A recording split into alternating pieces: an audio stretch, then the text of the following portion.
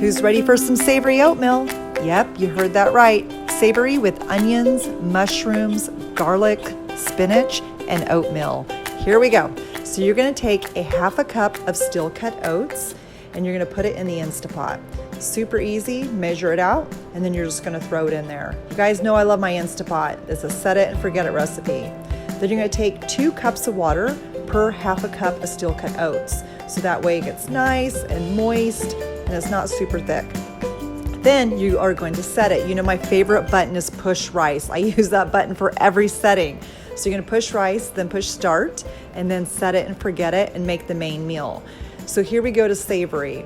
I like these mushrooms because it's a mix right here. And so basically you get in the frozen section, very easy. And then I put some super greens in there, and of course make sure you get a mix of super greens. And then instead of oil, I like to use vegetable broth. They were at a low sodium, so I'm using regular today, but it still tastes delicious no matter what. Then, of course, I was lazy and I didn't cut onions, so I got the pre-cut one.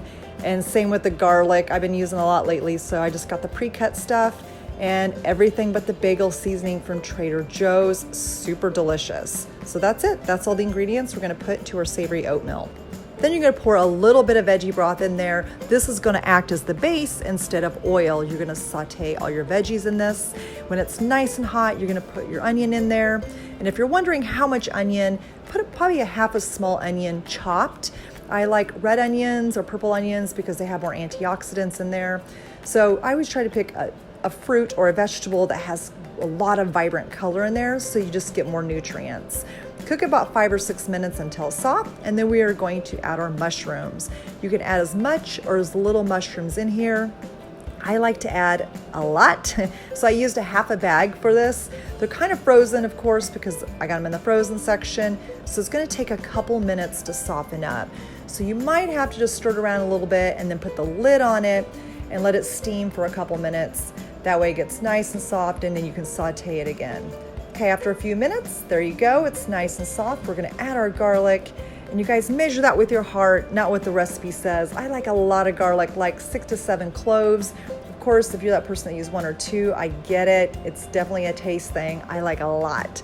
So 6 to 7 in my case, and we're gonna stir that nice and well till everything is sauteed in that garlic. Then I'm going to use everything but the bagel. I never know what to use this seasoning for, and finally I found a recipe for this, and this is the recipe. Use as much or as little, again, to your liking, just like the garlic. I just put a nice little layer around there. I just sprinkle the top of it, and then I'm going to saute it really well. As you can see, there's a little bit of liquid, and that's from the mushrooms. The mushrooms do give a lot of water. You can always pour that out if it's too liquidy for you, but don't do it just yet. We're going to add our greens in there. And we're gonna make sure we have 2 to 3 handfuls of greens because they wilt, and it looks like you have nothing in there, of course. We all know how you do spinach, and it looks like we have one little leaf after you've cooked a ton. So basically you wanna put 3 to 4 big handfuls, stir it up so it has that nice cream texture to it as well.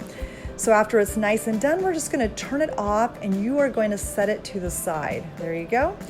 And we're gonna make sure to get everything ready so we can get ready to plate it. So just stir it nice and well, just let it sit there and chill and marinate for a second while it's finishing in the Instapot, the steel cut oats, and then we are going to plate this baby. Okay, it looks like it's done. So what we're gonna do is we're gonna take the lid off, and then we're gonna stir the steel cut oats because they've been sitting there. Just make sure you stir it up really, really well so it's all nice and mixed. You can even let it set for 10 minutes so the extra water kind of thickens it up a little bit more. But if not, you can just go ahead and eat it. You're gonna take a few different spoonfuls and you're just gonna put it inside the bowl. And this is enough to make 2 servings. And then again, there's enough for 2 servings in here as well for the topping. And you're gonna take 2 big scoops, and then you're gonna put it on top, just like that. Look at that. Look how beautiful that is. You guys, the flavors are so delicious. I can't wait for you to taste it.